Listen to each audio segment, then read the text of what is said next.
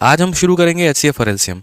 बहुत लोगों को क्या लगता है कि यार ये बहुत बड़ा टॉपिक नहीं है, तो कुछ लोग इसे इग्नोर कर देते हैं कि यार नंबर सिस्टम बड़ा टॉपिक है लेकिन एचसीएफ एलसीएम कौन पढ़ता है।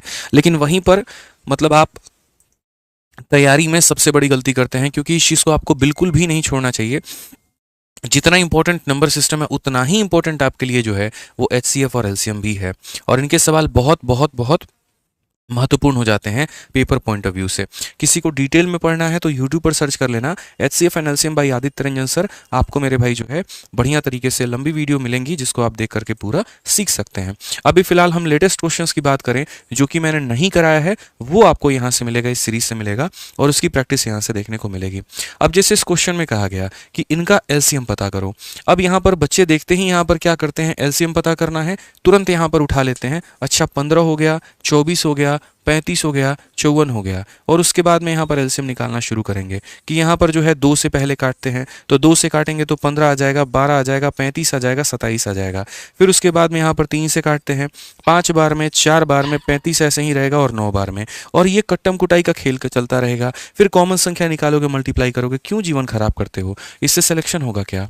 एलसीएम में एक शब्द है मल्टीपल, ठीक है, यानी छोटी से छोटी संख्या जो सब में कॉमन निकले। अब एक बात बताओ, आपको पता है यहाँ पर कि एलसीएम एक ऐसी संख्या होती है जो 15 से भी कट जाएगी, जो 24 से भी कट जाएगी, जो 35 से भी कटेगी और जो 54 से भी कटेगी। तो मेरा मात्र आप लोगों से भाई इतना ही सवाल है, भगवान ने अगर थोड़ी सी बुद्धि दी है तो ये देखो, एक ऐसी संख्या जो 24 से कटे, और 24 का मतलब जो 4 से कटे, और 4 का मतलब जिसके आखिरी के 2 डिजिट कटे। यहाँ पर देखना, इसके आखिरी के 2 डिजिट कट रहे हैं, यही आंसर है। क्या फर्क पड़ता है मेरे भाई बाकी ऑप्शन क्या थे और क्या नहीं थे। इसलिए मैंने कहा ना कि मैं ऐसे तरीके बताऊंगा जैसे आप सोच भी नहीं पाएंगे कि ऐसे भी बन सकता है क्या। 90% लोग यहाँ पर यही काम करते हैं, दिया गया है फटाफट यहाँ पर जो है सॉल्व करना शुरू करेंगे और वहीं जीवन खराब हो जाएगा। क्यों करना यार, एलसीएम का मतलब मल्टीपल ही तो होता है, यानी 24 का मल्टीपल ढूंढना है, और जो 24 का मल्टीपल है वो 4 का मल्टीपल है। 4 का मल्टीपल का मतलब आखिरी के 2 अंक कटने चाहिए। इसके आखिरी के 2 अंक नहीं कटेंगे, इसके 2 अंक नहीं कटेंगे, इसके 2 अंक नहीं कटेंगे, इसी के 2 कटेंगे, यही उत्तर होगा। बाकी बेसिक आपको आता है तो आप उससे सॉल्व करिए, किसी ने रोका थोड़ी है, ठीक है। अब आ जाइए, इतनी बड़ी संख्या मेरे भाई क्या बोला गया है, एचसीएफ बोला गया है कि यहाँ पर इनका महत्तम समावर्तक निकालना है। अब एचसीएफ का मतलब यहाँ पर क्या होता है, वो संख्या जो दोनों में हम कॉमन निकाल पाए, जो दोनों में से मैक्सिमम हम कॉमन निकाल पाए।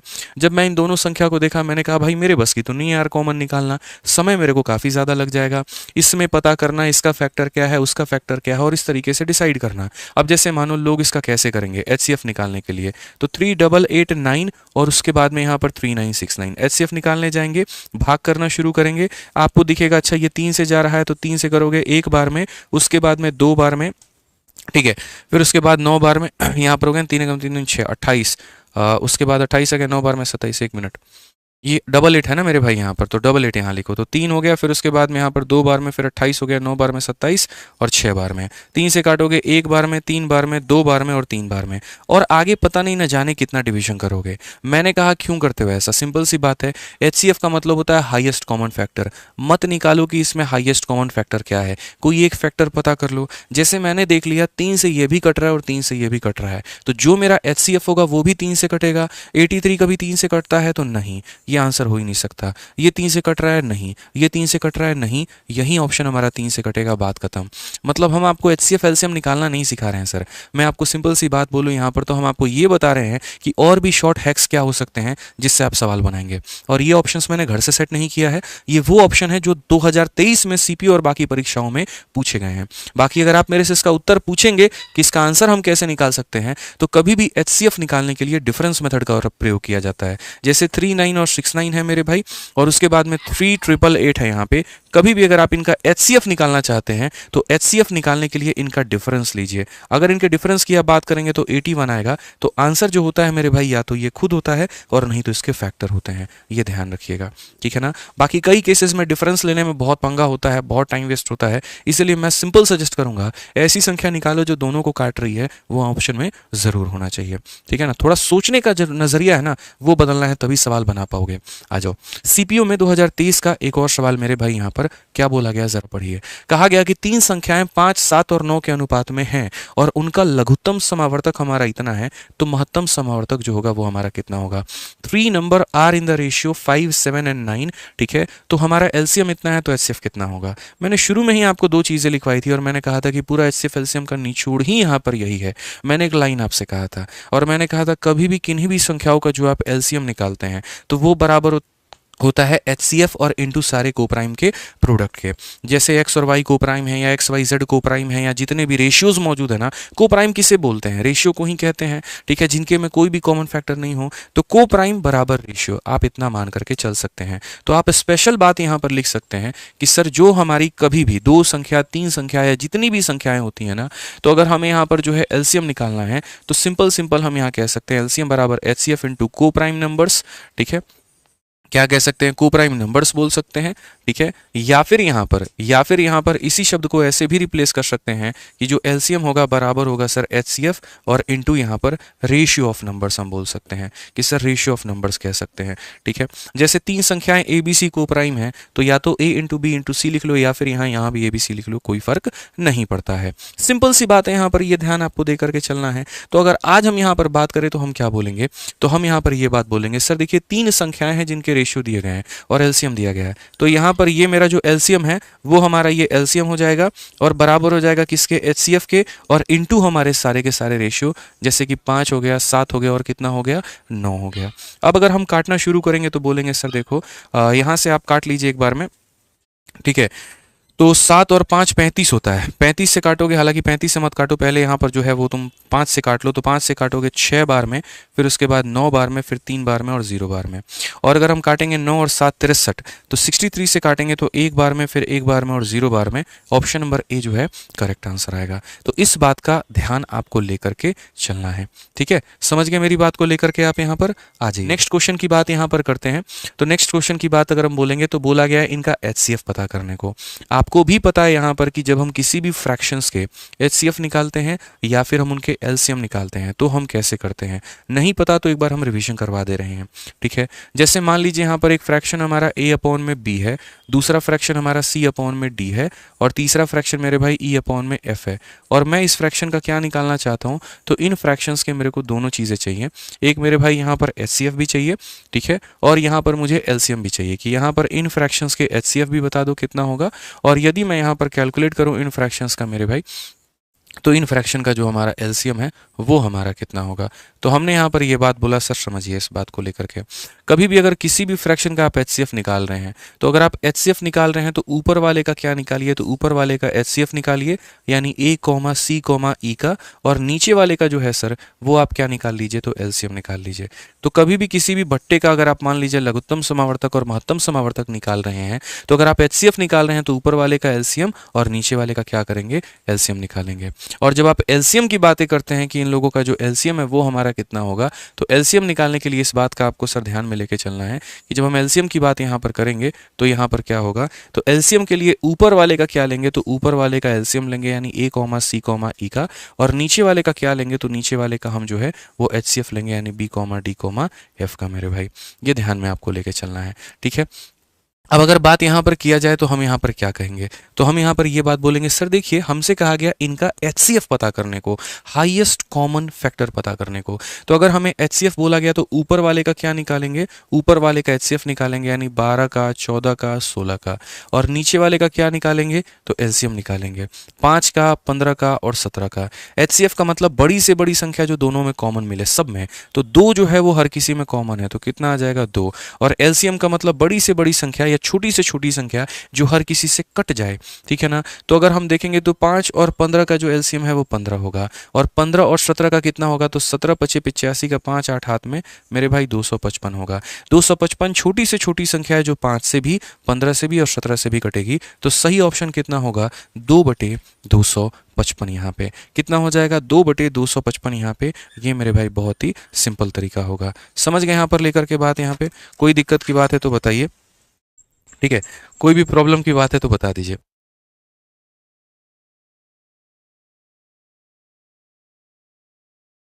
आइए नेक्स्ट क्वेश्चन की बात यहाँ पर करते हैं। अगला सवाल यहाँ देखते हैं, अगला सवाल यहाँ क्या बोला गया है। उसी तरीके से हमारे सामने सीपीयू में क्वेश्चन हमसे यहाँ पर बोला गया ठीक है। और सीपीयू में जो क्वेश्चन बोला गया वो डेसिमल के ऊपर में हमसे कहा गया कि अब हम तुमको फ्रैक्शन के जगह पर डेसिमल देते हैं और तुम हमें इन डेसिमल वाली संख्याओं के बारे में बताओ यहाँ पर, और इनका एचसीएफ एलसीएम निकाल के सिखाओ यहाँ पे कि कितना होगा। अब अगर हम इनके एचसीएफ एलसीएम की बात करते हैं तो जो डेसिमल वाली हमारी संख्याएं होती हैं उन्हें हम कैसे कैलकुलेट करते हैं वो देखो। तो डेसिमल वाले में जैसे मान लीजिए यहाँ पर 0.15 है, फिर उसके बाद में यहाँ पर 0.18 है, फिर उसके बाद में यहाँ पर 0.45 है। तो अगर हम यहाँ देखें और इनका मेरे भाई क्या निकालने की बात करें, इनका एलसीएम निकालने की बात करें, तो एलसीएम निकालने के लिए यहाँ पर क्या करेंगे, दशमलव हटाएंगे तो ये 15/100 हो जाएगा, यहाँ पर हटाएंगे तो ये 18/100 हो जाएगा, यहाँ पर हटाएंगे तो ये मेरे भाई इतना हो जाएगा। अब ये मेरे फ्रैक्शन हो चुके हैं और मुझे इनका एलसीएम निकालना है। तो एलसीएम का मतलब यहाँ पर क्या होगा, तो ऊपर वाले का क्या निकालो मेरे भाई, तो ऊपर वाले का एलसीएम, यानी अगर हम बात करेंगे यहाँ पर तो एलसीएम निकालो किसका, 15 का, 18 का और किसका, तो 45 का। और नीचे वाले का क्या निकालोगे, तो एचसीएफ निकालोगे तो वो कितना हो जाएगा, 100 का, फिर उसके बाद में 100 का और फिर उसके बाद में 100 का। एक ऐसी संख्या जो 15 से, 18 से और 45 से कटे तो वो हो जाती है 90, और एक ऐसी संख्या जो इन सब में कॉमन हो वो हो जाती है 100। और 90/100 का मतलब क्या होता है, 0.9। तो सही ऑप्शन जो होगा वो कौन सा होगा, ऑप्शन नंबर जो बी होगा वो हमारा मेरे भाई बिल्कुल सही उत्तर होगा। तो ध्यान रखिएगा अगर डेसिमल वाला भी आता है ना तो डेसिमल वाले को फ्रैक्शन में कन्वर्ट करके बड़े प्यार से आप उसका उत्तर निकाल सकते हैं। ठीक है मेरे भाई, चलिए आ जाइए अगले सवाल की तरफ बढ़ते हैं और अगला सवाल यहाँ देखते हैं। अगला सवाल क्या बोला गया, सीपीयू का बड़ा ही प्यारा सवाल। ठीक है, क्या कहा गया जरा वो देखिए। क्वेश्चन में यहाँ पर बोला गया क्वेश्चन में यहाँ पर क्या कहा गया है जरा देखिए। क्वेश्चन में बोला गया है कि the LCM of two number is 660 and their HCF is 5 if one of the number is 55 find the other number. मैंने शुरू में जो आपको मेरे भाई फॉर्मूला दिया था वो बड़ा प्यारा सा एक ही तो फॉर्मूला सर हमने आपको दिया था, और वो मैंने आपको क्या दिया था, तो वो मैंने आपको यहाँ पर ये बोला था कि सर देखिए कभी भी अगर आप दो संख्याओं की बात करेंगे तो दो संख्याओं का जो मल्टीप्लाई होता है वो एलसीएम इंटू एचसीएफ के बराबर होता है। तो अगर आप यहाँ देखेंगे तो बोलेंगे सर देखिए पहली संख्या को अगर हम गुना करते हैं और किसके साथ में गुना करते हैं, तो पहली इंटू दूसरी बराबर हो जाएगा किसके, तो बराबर हो जाएगा एचसीएफ, और इंटू किसके हो जाएगा, एलसीएम के यहाँ पे। ठीक है ना। तो यहां पर अगर हम देखेंगे तो LCM of two number is 660 और उसके बाद में एचसीएफ हमारा 5 है। एक संख्या 55 है, दूसरी कितनी होगी, तो एक अगर 55 है तो दूसरी को हम मान लेते हैं मेरे भाई x यहाँ पे। ठीक है, उसके बाद में अगर हम बात करते हैं यहाँ पर तो देखो एचसीएफ हमारा कितना है, तो 5 है, और एलसीएम की वैल्यू हमारी कितनी है, तो 660 है यहाँ पे। अगर हम यहाँ देखेंगे तो हम बोलेंगे सर देखिए 5 से अगर आप काटेंगे तो 11 बार में और ये खत्म, और 11 से अगर आप काटेंगे तो 60 बार में, यानी कहीं ना कहीं दूसरी संख्या की वैल्यू कितनी आ जाएगी, तो 60 आ जाएगी। ये बड़े ही सिंपल बातें होती हैं जिसका आंसर आप सभी लोग कमेंट बॉक्स में दे सकते हैं। तो मेरे भाई यहाँ पर वीडियो अगर आप लोग को पसंद आ रही है, अच्छा लग रहा है, तो वीडियो को लाइक जरूर करिएगा और हर जगह पे शेयर करिएगा। ठीक है भाई, आ जाइए चलिए नेक्स्ट क्वेश्चन की बात अगर हम करें तो क्वेश्चन नंबर यहाँ 8 देखते हैं क्या बोला गया, पढ़िए। HCF of two number is 17 and the other two factor of LCM are इतना एंड इतना, smaller of the two number is. वही बात है, दो ही बातें मैंने आपको सिखाई है। बात नंबर 1 यहाँ पर कि जो एलसीएम होता है वो बराबर होता है एचसीएफ इंटू बाकी दोनों फैक्टर के। इस सवाल में अगर आप देखेंगे तो HCF of two number is 17, HCF की बात करते हैं तो 17 है, उसके बाद में बाकी दोनों जो फैक्टर हैं एलसीएम के वो 11 और 19 है। एलसीएम के बाकी दोनों फैक्टर 11 और 19 है, तो ये 11 है और ये मेरे भाई 19 है। ठीक है मेरे भाई, 3 से 4 तरह के सवाल आप लोगों से पूछा जाता है। सवाल नंबर 1 आपसे पूछा जाता है वो ये कि पहली संख्या क्या होगी, तो पहली संख्या निकालना है या छोटी संख्या निकालना है, तो इस एचसीएफ को छोटे वाले कोप्राइम के साथ में गुना करो तो ये तुम्हारा पहली संख्या निकल जाता है। अगर ये बोलेगा दूसरी संख्या बताओ, इसी को दूसरे वाले से गुना करो तो ये तुम्हारी दूसरी संख्या निकल जाती है। अगर यहाँ पर ये बोलता है कि मुझे दोनों लोगों का सम बताओ, ठीक है ना, तो अगर आपको मेरे भाई सम बताना है तो आपको फिर क्या करना होगा, ये जो आपका एचसीएफ है इससे मेरे भाई इन दोनों के सम से गुना करना होगा, यानी यहाँ पर 11 + 19 से गुना करना होगा। अगर आपको कभी डिफरेंस बोलता है कि दोनों संख्याओं का डिफरेंस बताओ, तो ये जो एचसीएफ है यहाँ पर ना, इन दोनों का डिफरेंस है, मतलब यहाँ पर जो है 19 - 11 से मेरे भाई गुना करना होगा। तो याद रखना बड़ा ही सिंपल तरीका, अगर पहले को प्राइम से गुना करेंगे तो पहली, दूसरी से गुना करेंगे तो दूसरी, सम बोलेगा तो इनके सम को इससे करो, डिफरेंस बोलेगा तो इसके डिफरेंस से करो। फिलहाल मेरे को तो यहाँ पर इतना बोला छोटी वाली बताओ, तो 11 × 17 यहाँ पर कितना हो जाएगा मेरे भाई, 187 हो जाएगा, और 187 का मतलब ऑप्शन नंबर जो बी है वो करेक्ट आंसर आएगा। दोस्तों वीडियो को शेयर करते चलेंगे, लाइक करते चलेंगे हर जगह पे, ताकि बाकी बच्चे भी हमारे साथ जुड़े और वो भी पढ़ पाए। देखिए कभी भी आप लोग को पता है कि जब हम पढ़ाते हैं तो पूरी डेडिकेशन के साथ में, बीच में कोई फालतू की बातें नहीं, सीधा जो फोकस होता है वो आप लोगों के एग्जाम ओरिएंटेड कंटेंट पर होता है। एक तो यहाँ पर काफी मेहनत से हम सभी क्वेश्चंस को खोज सोच के लेकर आते हैं ताकि एक बढ़िया प्रैक्टिस आप लोगों के लिए हो पाए। काफ़ी मन में इच्छा होती है कि मैं ये मान के चलता हूँ कि जो बच्चा इस समय सीपीओ की या सिलेक्शन पोस्ट या किसी भी एग्जाम की तैयारी कर रहा है, अगर वो मुझे अपना 1 घंटा, सवा घंटा, 1.5 घंटा भी देता है तो मैं उसको उसके लिए कन्वर्ट करके दूँ उस सिलेक्शन में मेरे भाई। ठीक है ना, कि उसको लगे कि हाँ यहाँ पर हमें फ़ायदा हुआ, कुछ नया तरीका, कुछ नया अप्रोच हमें सीखने को मिला। मैं बहुत फालतू के क्वेश्चंस नहीं कराऊंगा जिसको आपको ऐसा लगे पढ़ने के बाद यार ये तो आता ही नहीं है, हमारी जो तैयारी है वो नीलबटे सन्नाटा है। ऐसा बिल्कुल भी नहीं होगा। हो सकता है कि आपको ये क्वेश्चन आता हो, लेकिन जो तरीका है क्या पता शायद वैसे ना बना पा रहे हो आप, तो वो तरीके भी सीखने के ऊपर में फोकस किया करिए, वो बहुत जरूरी है। ठीक है ना, हमें रेलिवेंट भी रहना है और अपना समय भी बचा के चलना है। सिलेक्शन का मूल मंत्र वही है। ठीक है, अगर हम यहाँ बात करें, ये हमारे सीजीएल के मेंस का क्वेश्चन है। क्या कहा गया? Product of two number is 1500, HCF हमारा 10 है, ऐसे कितने पेयर पॉसिबल हैं? कई बार ऐसा होता है मेरे भाई, अलग अलग संख्याओं के जो पेयर हैं वो मेरे भाई बन रहे होते हैं। तो यहाँ पर अगर हम बात करें तो कितने पेयर पॉसिबल हैं, तो मैंने तो आपसे सिंपल सी बात कही है, प्रोडक्ट ऑफ 2 नंबर दे रखा है, एचसीएफ दे रखा है, तो जहां पर भी प्रोडक्ट ऑफ 2 नंबर का जिक्र हो वहां पर ये फॉर्मूला लिख देना कि प्रोडक्ट ऑफ 2 नंबर बराबर एलसीएम इंटू कितना हो जाएगा? एचसीएफ। इन दो संख्याओं का जो प्रोडक्ट है वो हमारा 1500 है। ठीक है, एलसीएम की बात करें नहीं पता, एचसीएफ की बात करेंगे 10 हो जाएगा। अगर हम काटेंगे तो एलसीएम कितना होगा? 150। यानी उन दो संख्याओं का जो एलसीएम निकल करके आएगा, लघुत्तम समावर्तक निकल करके आएगा, वो कितना आएगा? तो 150 आएगा। अब उसके बाद में दूसरा वाला फॉर्मूला जो हमें याद रखना है वो क्या याद रखना है कि एलसीएम बराबर होता है एचसीएफ इनटू बाकी दोनों मेरे भाई को प्राइम नंबर। ठीक है, तो एलसीएम मेरा कितना निकल करके आया है? तो बोलोगे गुरुजी 150। एचसीएफ हमारा कितना निकल कर आया है? 10 निकल कर आया है। और बाकी दोनों के बारे में यहाँ पर ऐसे लिख देते हैं, यानी इन दो को प्राइम नंबर का मेरे भाई जो यहाँ पर मल्टीप्लिकेशन आ रहा है वो 15 आ रहा है। तो दो ऐसी संख्या जिन्हें गुना करने पर 15 आ जाए वो कौन कौन सी संख्याएं हो सकती हैं? तो बोलोगे दो ऐसी संख्या जिन्हें गुना करने पर 15 आ जाए, तो यानी या तो 1 इंटू 15 से मेरे भाई होगा यहाँ पर, या फिर मेरे भाई 3 इंटू 5 से होगा। तो इनके जितने पेयर बनेंगे उतना ही मेरे भाई यहाँ पर आंसर होगा। पेयर कितने बने हैं? 2, तो आंसर भी कितना होगा? 2। यहाँ पे इस बात को लेकर के ध्यान में रखना है। 3 बच्चा एक बता रहा है एसएससी एस्पिरेंट करके, गलत बता रहे हो मेरे भाई, कहां से तुम 3 पेयर बना लोगे जरा बताना। ठीक है, यहां पर दो तरह के सवाल होते हैं, एक सम के ऊपर में आता है, एक प्रोडक्ट के ऊपर में आता है। तो यहां प्रोडक्ट की बात की गई है, तो दो ऐसी संख्या का मेरे भाई चुनाव करना है जिन्हें गुना करने पर 15 आए, या तो 1 और 15 हो सकता है या 3 और 5 हो सकता है। ध्यान रखिए इस बात को लेकर के, और कोई तीसरा पेयर हमारा यहां पर नहीं बनेगा। ठीक है, आ जाइए चलिए अगला सवाल यहाँ पर देखिए दोस्तों। अगला सवाल क्या कहा गया है, बड़ा ही प्यारा सवाल है। क्वेश्चन में हमसे यहाँ पर ये कहा गया है LCM of two prime number of X and Y is 533। याद रखना मेरे भाई, जीवन में कभी भी अगर दो अभाज्य संख्याओं का लघुत्तम समावर्तक निकालते हो, जैसे कहने का मतलब मान लो जैसे एलसीएम आप निकाल रहे हो किसका? 2 का और 3 का, तो इसका एलसीएम हमेशा कितना होता है? 2 इंटू 3 यानी होगा 6 मेरे भाई।